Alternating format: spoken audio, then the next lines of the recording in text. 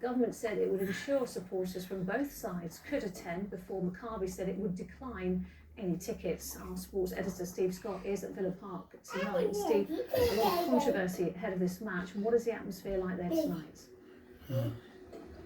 I would say, Lucrezia, it's noisy but fairly good-natured as things stand. I'm standing not far from a pro-Palestinian rally. I'd say there are about 300 to 400 people there. It's been noisy. There's been lots of speeches, chanting. The chanting actually mainly aimed at UEFA and FIFA, calling on both of them to ban Israeli clubs and ban the Israeli national team from competition. Now, over the other side of the stadium, there's been a pro-Israeli rally, a march from the train station to the ground. The two groups haven't met. Where there have been individual skirmishes, the police have stepped in very, very quickly to stop that argument. So there have been no real flashpoints. As you say, hundreds of police officers, more than 700 in fact, with police horses. There's a drones unit here. They say their priority tonight is obviously to keep fans safe, but also to keep the local community safe, but allow these protests as long as they remain peaceful. They're doing it, of course, without 2,000 Maccabi Tel Aviv fans who were banned from coming in, not by the police and not by the club either. That was a local safety group who said recent intelligence suggested that they shouldn't be allowed here. It was a bit of a political uproar. No. So 12 months previously, Don't do that, fans had been to Amsterdam to you meet know fans, it now. and there were violent clashes. Why are you falling? There was a political uproar, but as I say, at the moment, everything, while very noisy, is relatively peaceful.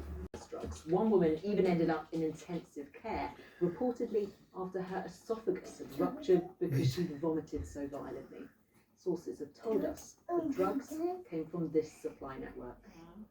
One of the women spoke to us. We're protecting her identity.